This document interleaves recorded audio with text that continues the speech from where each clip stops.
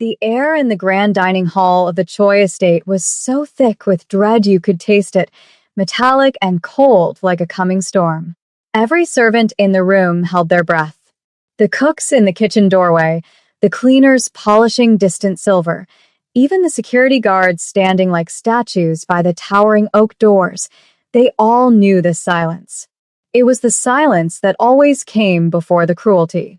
Isabella, the fiancée of the formidable business magnate Mr. Min-jun Choi, stood in the center of the room, a vision of rage in an elegant red dress.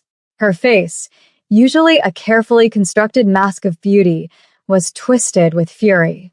Her target was the new maid, Chloe, a young woman of 20 whose light blue uniform seemed to absorb all the light in the room, leaving only the shadows. The crime? A single drop of water, accidentally spilled from a pitcher onto the pristine marble floor. For this, a punishment was deemed necessary.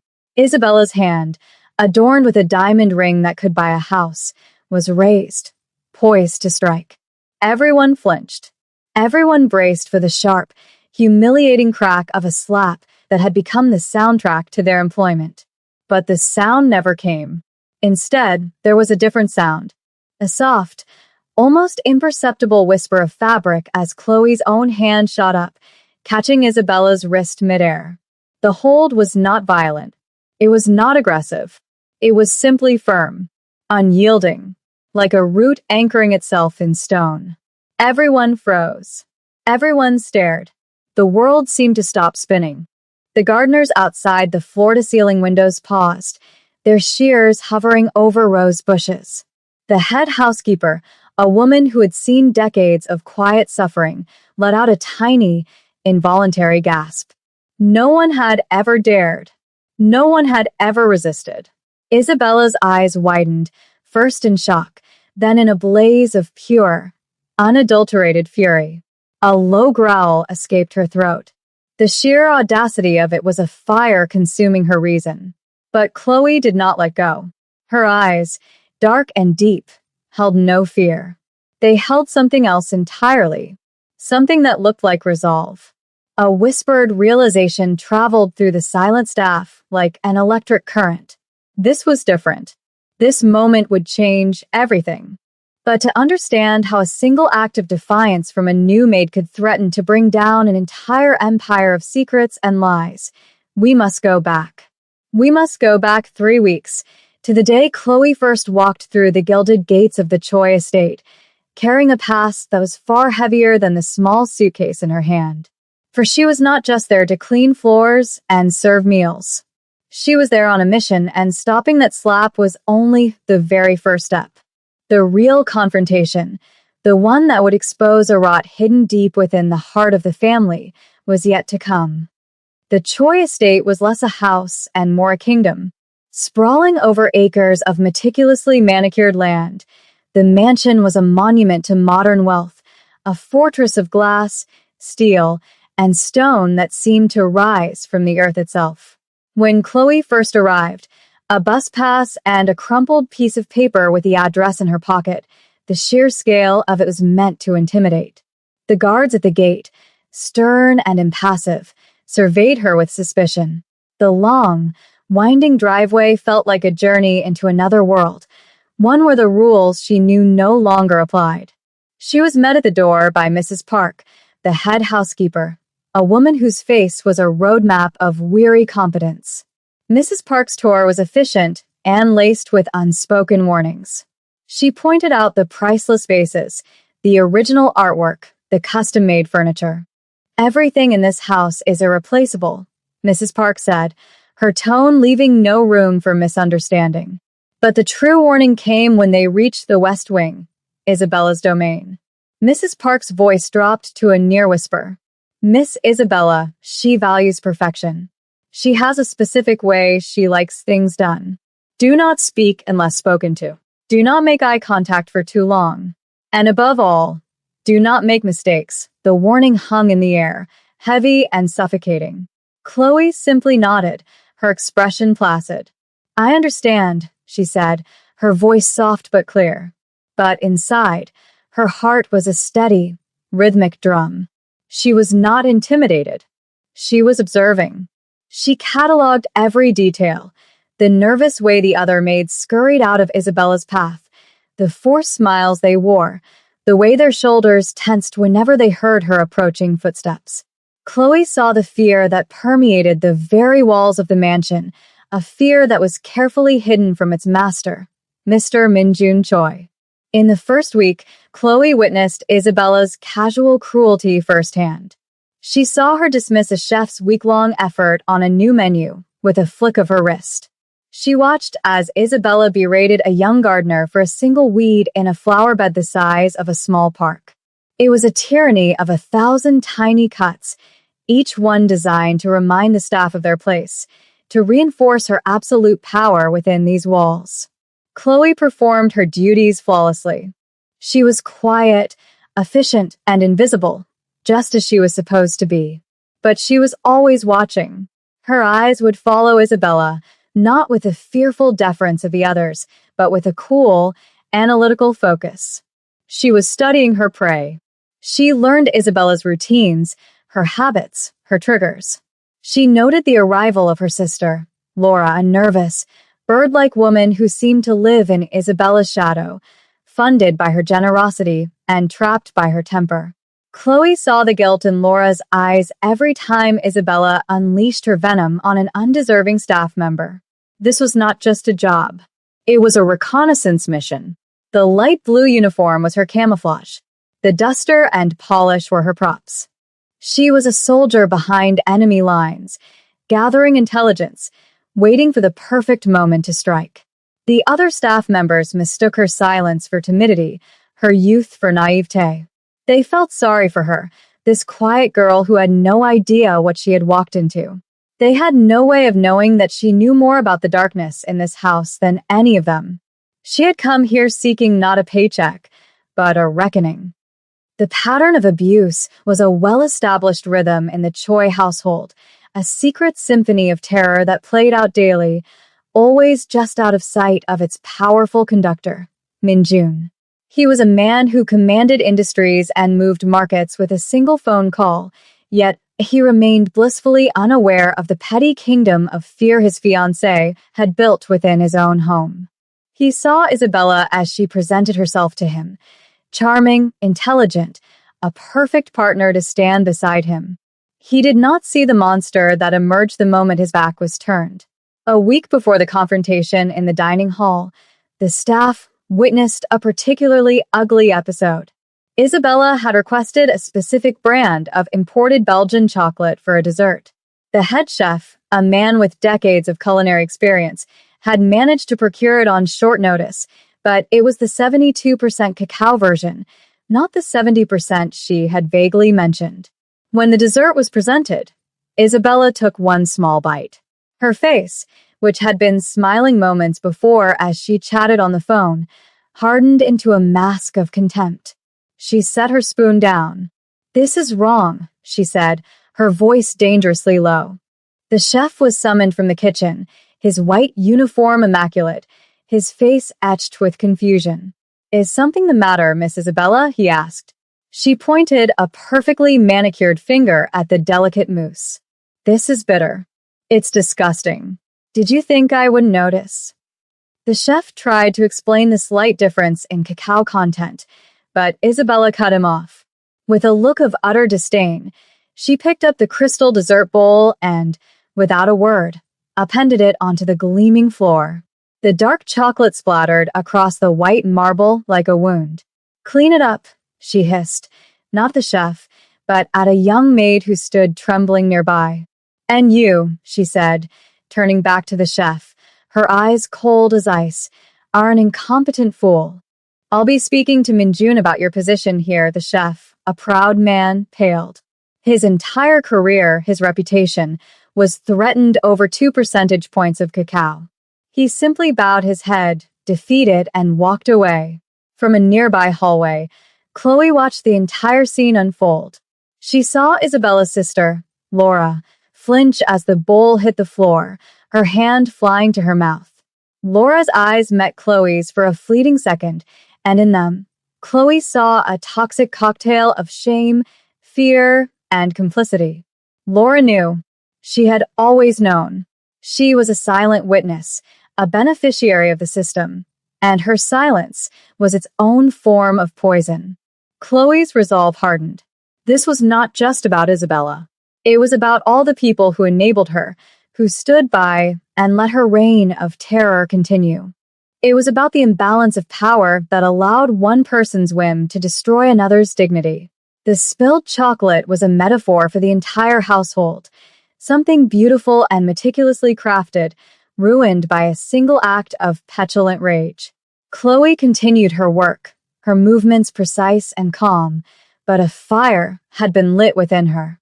She knew her time for quiet observation was coming to an end.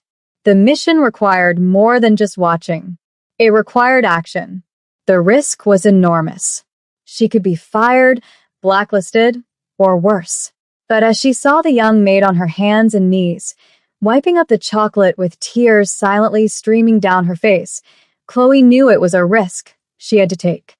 The dignity of one was the dignity of all, and it was a price worth paying. We return to the present. The moment hangs suspended in time, fragile as spun glass. Chloe's hand is wrapped firmly around Isabella's wrist.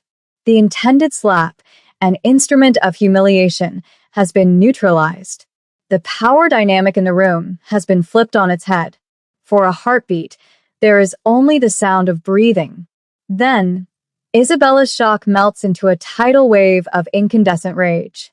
"How dare you," she seethed, her voice a low, venomous hiss. She tried to yank her arm away, but Chloe's grip was like steel. "You will let go of me this instant. You are fired. You will be thrown out of this house, and you will never work in this city again." The threats were familiar, the usual weapons in her arsenal.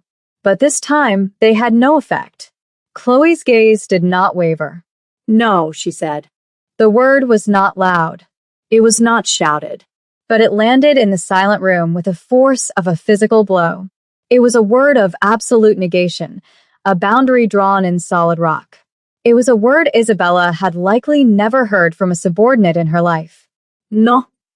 Isabella repeated, her voice rising to a shrill shriek. "Who do you think you are?" The other servants began to back away, their terror palpable. They were not afraid of Isabella anymore. They were afraid for Chloe. They knew the vengeance that would follow such an act of defiance would be swift and terrible. Isabella opened her mouth to scream for the guards, to have this insolent girl physically removed, but just then, a new presence entered the room. It was Min-Jun Choi. Dressed in a perfectly tailored suit, he moved with the quiet confidence of a man who owned the world he walked on. He had been in his study, and hearing the commotion, had come to investigate. He stopped dead in the doorway, his sharp eyes taking in the scene in an instant. He saw his beautiful fiancée, her face contorted with rage, her wrist caught in the grasp of the new, young maid. He saw the terrified faces of his staff, frozen like a tableau of fear. His expression, usually calm and unreadable, hardened. A deep frown creased his brow. "What is going on here?" he asked. His voice was not loud, but it cut through the tension like a blade, demanding an answer. The authority in the room had shifted. It was no longer Isabella's. It was his. And he was not pleased. The silence that followed his question was heavier than any that had come before, pregnant with the unspoken truth and the lie that was about to be told. The entire household held its breath, waiting to see which one would win. Isabella was the first to react, her mind racing. She was a master manipulator, and her instincts for self-preservation were unparalleled. She immediately dropped the fury and adopted a mask of terrified victimhood. Her eyes welled with tears, her lower lip trembling. She wrenched her arm free, now that Chloe had slightly loosened her grip in the face of Min-Jun's arrival. She stumbled towards him, a damsel in distress seeking refuge. "Min-Jun, darling," she cried, her voice choked with fabricated sobs. "Thank God you're here. This girl, she just attacked me." For no reason. I was just asking her to be more careful, and she grabbed me. She threatened me. The accusation was stunning in its audacity. She painted Chloe as an unhinged aggressor, a violent intruder in their peaceful home. She looked at Minjun with wide, pleading eyes, counting on his loyalty, his love, his inherent trust in her. The staff members, who had witnessed the truth, stared at the floor. Their fear of Isabella was still greater than their desire for justice. To speak up now would be to sign their own professional death warrant. Their silence was a weapon for Isabella, a confirmation of her lie. Minjun looked from Isabella's tear-streaked face to Chloe, who stood perfectly still, her expression unreadable. She had not moved. She had not flinched. She looked like the calm eye of a hurricane. "Is this true?" Minjun asked, his gaze fixed on Chloe. His voice was cold, judicial. He wanted to believe Isabella, the woman he planned to marry, but something was wrong. The scene did not make sense. The terror on his staff's faces was not the kind of fear one has for a beloved mistress who has just been attacked. It was the fear of a tyrant they dared not cross. Chloe met his gaze directly. There was no panic in her eyes, only a profound, unsettling stillness. "That is not what happened, sir," she said, her voice even and respectful, but laced with an undeniable strength. The simple, direct denial hung in the air, challenging Isabella's hysterical performance. Minjun was now deeply conflicted. On one hand, his fiancée, the woman he trusted. On the other, a new maid whose quiet dignity felt more truthful than Isabella's theatrical tears. He turned his gaze to the head housekeeper, Mrs. Park. "Mrs. Park, you are here. Tell me what happened." Mrs. Park's face went ashen. She was caught between her terrifying boss and her even more terrifying employer. She wrung her hands, her eyes darting between the floor and the wall, unable to look at anyone.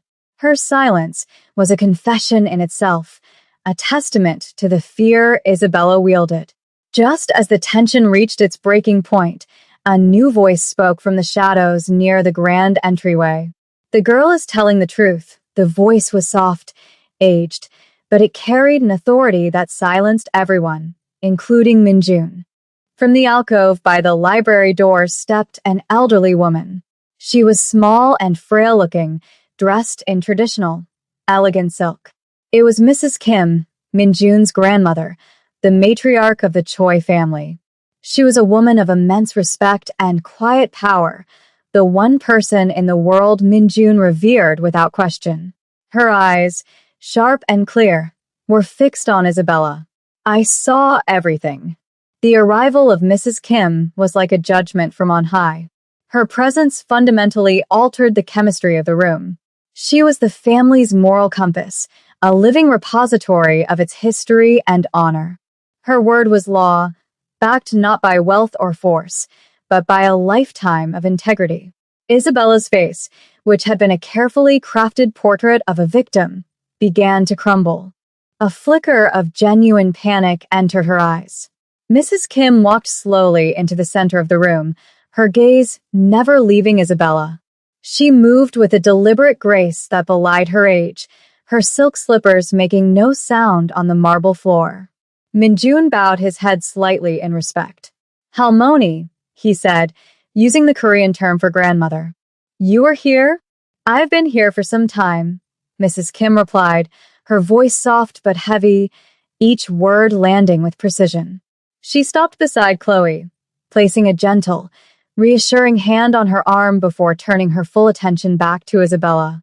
"I was in the reading alcove. The doors were ajar. I saw the young woman, Chloe, carrying the water pitcher. I saw her stumble slightly. I saw a single drop of water fall to the floor.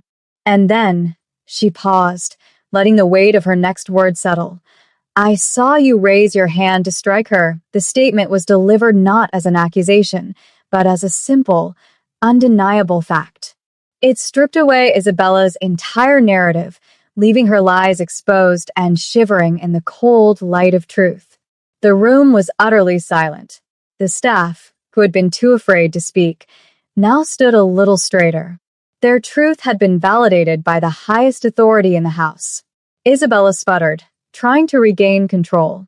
No. That's not, she's an old woman. She's confused. She didn't see it correctly. The disrespect was shocking. Minjun's face darkened, his disappointment in Isabella curdling into something colder. To insult his grandmother was an unforgivable sin. Isabella, he warned, his voice dangerously low. But Isabella was desperate. She was a cornered animal, lashing out in every direction.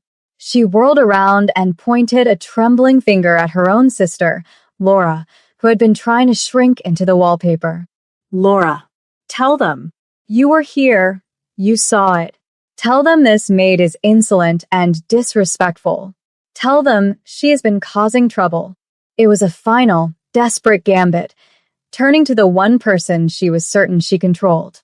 She was calling on her sister to lie for her, to perjure herself in front of the entire household and the family matriarch. Laura froze, pinned by Isabella's frantic gaze. All eyes in the room turned to her. She was the tie-breaking vote, the final witness. Her face was pale, her hands shaking. She looked at her sister's desperate, demanding face, then at Minjun's stony expression, and finally at Mrs. Kim's steady, knowing eyes. The weight of years of complicity, of silent guilt and buried shame, pressed down on her. The choice was clear: continue to enable her sister's cruelty, or finally, for once in her life, speak the truth.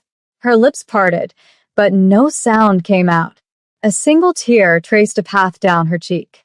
The fortress of lies Isabella had built around herself was beginning to show its first, fatal crack. Under the immense pressure of every eye in the room, Laura's carefully constructed composure shattered. A choked sob escaped her lips, the sound echoing in the cavernous hall. I can't, she whispered, her voice trembling and broken. I can't lie for you anymore. Isabella's face went slack with disbelief. This was the ultimate betrayal. Her own sister, the one person she had always controlled through financial dependency and emotional manipulation, was turning against her. Laura, what are you saying? Isabella hissed, her voice a venomous whisper.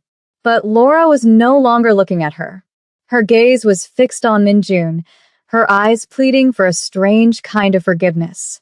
She's always been like this, Laura confessed, the words tumbling out in a rush of guilt and relief. Ever since we were children. Phew. She likes to feel powerful by making other people feel small.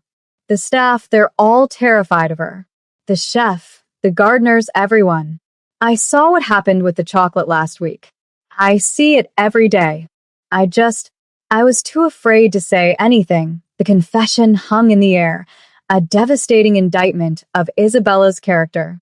It wasn't just about the slap. It was about a deep, rotten pattern of behavior. Minjun's expression was unreadable, a mask of cold stone, but his grandmother, Mrs. Kim, simply nodded, as if Laura had only confirmed what she already knew to be true. The family drama had reached its zenith, a raw, open wound in the heart of the mansion. And then, at that precise moment of maximum emotional chaos, a new sound intruded. A sharp, insistent knocking from the massive front doors of the estate. The sound was jarring, an interruption from the outside world. A moment later, one of the security guards entered the dining hall, his face etched with uncertainty. Hoje portet Minjun, bowing stiffly. Sir, the guard said, his voice low and urgent. Forgive the intrusion. There is a man at the front gate. He will not leave. He insists on speaking with Miss Isabella. Minjun's eyes narrowed. Who is he? He says his name is Daniel, sir, the guard replied, swallowing hard. He says it's about the accident. A sudden, deathly stillness fell over the room. If Laura's confession had been a crack in Isabella's facade, the name, Daniel, was a sledgehammer. The color drained from Isabella's face. She looked not just panicked, but utterly, primally terrified. Her eyes darted towards the door as if she expected a ghost to walk through it. It was a reaction of pure guilt. The name meant something. The past, a ghost she thought she had long since buried, had just arrived at her doorstep, demanding to be heard. Chloe, who had remained a pillar of calm throughout the entire ordeal, watched Isabella's reaction. A flicker of something, not triumph, but a somber confirmation, passed through her eyes. The next piece of her plan was falling into place, not by her design, but by the universe's own sense of timing. The external threat had arrived. The fortress was about to be besieged from the outside, as well as from within. Minjun's face was now an impenetrable mask. The man who controlled global markets was now facing a crisis in his own home that was spiraling far beyond a simple domestic dispute. His fiancée was a liar. His staff was terrified. And now, a mysterious man was at his gate. Speaking of an accident, he looked at Isabella's ghostly pale face, the sheer terror in her eyes, and knew this was no coincidence. The foundation of his world was cracking beneath his feet. "Let him in," Minjun commanded the guard. The order was quiet, but it had the finality of a judge's sentence. Isabella let out a small, strangled gasp. Mignon, no. "You can't. He's a nobody, a liar. He's just trying to extort money." Her desperation only strengthened Mignon's resolve. He gave her a look so cold it could freeze fire. "Then you should have no problem facing him," he said. The guard bowed and retreated. A few moments later, he returned, followed by a man. This was Daniel. He was not physically imposing. He was of average height and build, dressed in simple, clean clothes. But he walked with a slight, permanent limp, one leg dragging almost imperceptibly behind the other. The most striking thing about him were his eyes. They were not filled with rage, but with a cold, burning fire, the fire of a long-held injustice that had consumed his life. He ignored everyone else in the room. His gaze locked directly onto Isabella, and he did not blink. "Hello, Isabella," he said. His voice was steady, devoid of the emotion that had fueled Laura's confession. It was the voice of a man who had rehearsed this moment in his mind 1,000 times. Isabella shrank back, clutching Minjun's arm. "I don't know who you are," she lied, her voice thin and reedy. Daniel gave a bitter, humorless smile. "Oh, you know me. You just chose to forget. 5 years ago, a rainy night on a back road outside the city. A silver sports car going far too fast, he paused, letting the memory surface. You hit me. You sent me flying into a ditch, shattered my leg, and broke 3 of my ribs. And then you drove away. The accusation was stark and horrifying." Minjun looked from Daniel's limping leg to Isabella's terrified face. Laura was openly weeping now, her hand over her mouth. "That's a lie." Isabella shrieked. It was a drunk driver. The police caught him. He confessed. Daniel's cold gaze never wavered. He confessed after you paid him $100,000 to take the fall. A desperate man with a family to feed. You ruined 2 lives that night, Isabella. Mine, and the life of the innocent man you sent to prison. The room was thick with the stench of a buried crime. It was a classic he said, she said. A respected, wealthy woman against a limping stranger with a wild story. In any other circumstance, Isabella's word would have prevailed. But too many lies had already been exposed that day. Her credibility was in tatters. Minjun looked at Daniel, then at Isabella. He was a man who dealt in facts, in evidence, in proof. He was being asked to make a judgment that would define the rest of his life, based on the word of a stranger against the woman he was supposed to love. Who was telling the truth? The fate of everyone in the room hung on that single, agonizing question. The standoff was absolute. Daniel's accusation, raw and horrifying, hung in the air against Isabella's frantic denials. Minjun stood at the center of it all, a judge in a courtroom that had once been his dining hall. He needed proof. His entire world was built on verifiable facts, and he would not let it be destroyed by unsubstantiated claims, no matter how compelling. It was at this moment of perfect impasse that Chloe finally spoke again. All eyes, which had been fixed on the drama between Isabella, Minjun, and Daniel, now turned to the young maid in the simple blue uniform. She had been the catalyst, the spark, but had remained a silent observer as the fire she started grew into an inferno. "He's telling the truth," Chloe said. Her voice was still quiet, but it now carried the undeniable weight of authority. It cut through the noise of Isabella's denials and Laura's sobs. Isabella whirled on her. You know nothing. You're just a maid. You weren't even here 5 years ago." Chloe took a slow, deliberate step forward. Her calm had not broken, but her eyes now held a deep, personal pain. "You're right. I wasn't here," she said, her gaze locking with Isabella's. "But my brother was." A collective gasp went through the room. The puzzle pieces began to click into place with horrifying speed. "The man you paid to take the fall," Chloe continued, her voice trembling with emotion for the first time. "The drunk driver who confessed. That was my older brother, Aaron. He wasn't a drunk. He was a good man, working 2 jobs to help our family. You destroyed his life for a crime he didn't commit. He has been in prison for 5 years because of you." The revelation was a bombshell. Chloe was not just a maid. She was a sister seeking justice. Her presence in this house was no accident. It was the culmination of a years-long plan. "I knew you would never confess," Chloe said, her voice growing stronger. "I knew the only way to prove what you did was to find evidence you thought no longer existed." Isabella laughed, a high, hysterical sound. "Evidence? There is no evidence. It's his word against mine. It's your word against mine. You have nothing, don't I?" Chloe asked softly. She reached into the pocket of her uniform and pulled out a small, sleek smartphone. Her fingers moved deftly across the screen. "You're very careful, Isabella, but you get careless when you think you've won. You threw out your old laptop 2 years ago when you upgraded. You thought you had the hard drive professionally wiped. But they missed something. A fragment. A corrupted audio file buried deep in the cache that they couldn't erase." She held up the phone.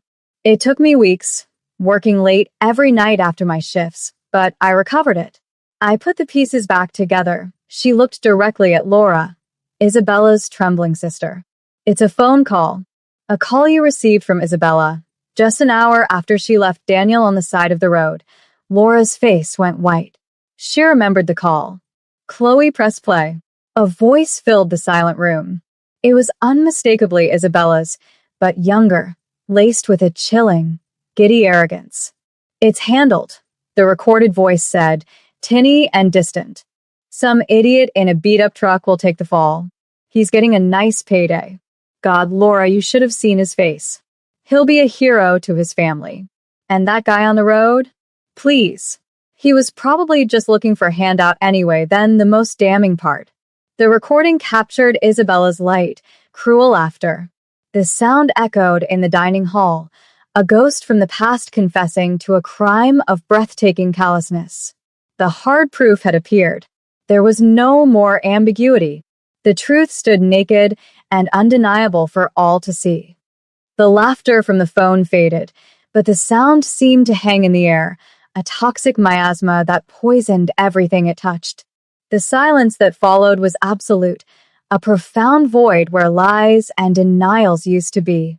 Every person in the room, the cooks, the guards, Mrs. Park, Minjun, stared at Isabella, their expressions a mixture of horror, disgust, and dawning comprehension. The mask was not just cracked, it had been utterly obliterated. What was left was ugly, twisted, and indefensible. Isabella stood frozen, her face a canvas of pure, unadulterated shock. The recording was a ghost she never knew existed, a voice from a past she thought she had successfully murdered and buried. She opened her mouth, but no sound came out. For the first time in her life, she had no words, no scheme, no escape route. She was trapped by the sound of her own voice, convicted by her own hubris. She slowly sank to her knees, not in remorse, but in the total, abject collapse of a queen whose kingdom has just been burned to the ground. Minjun looked down at the kneeling figure of the woman he had almost married. His face was not contorted with rage. It was worse. It was a landscape of cold, profound disappointment, and icy clarity. He looked at her as if seeing her for the very first time, and he was disgusted by what he saw. The love he had felt was extinguished, replaced by the chilling realization that he had given his heart to a monster. He turned away from her, a gesture of final, irrevocable dismissal. He walked over to Chloe and Daniel.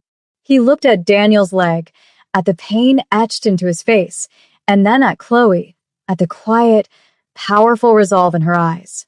He bowed his head deeply, a gesture of immense respect and profound apology. On behalf of my house and my own unforgivable ignorance, I am truly sorry, he said, his voice thick with shame. What was done to you and your brother is a stain upon my name, and I will spend the rest of my life trying to wash it clean. He then pulled out his own phone. He did not call his lawyers. He did not call his security team to dispose of the problem. He dialed the direct line of the city's chief of police. Commissioner, he said, his voice firm and unwavering. This is Minjun Choi. I need you to send a detective unit to my estate immediately. I have evidence pertaining to a 5-year-old hit-and-run case. And I am here with a perpetrator who is ready to make a full confession. He gave a pointed look at the collapsed form of Isabella. The consequence was coming. Accountability, swift and unavoidable, had finally arrived. He then made another call, this time to his personal lawyer. He spoke to Daniel. I will fund the best legal team in the country to see your name cleared and your brother exonerated. I will personally cover all of his legal fees and yours. His release is my top priority. Furthermore, your medical care, your rehabilitation for the rest of your life, it is my responsibility. He looked at Chloe. And you? You are a woman of incredible courage and honor. You have brought truth into a house that was drowning in lies. Anything you or your family ever need, you'll have it. The engagement was over. The wedding was canceled.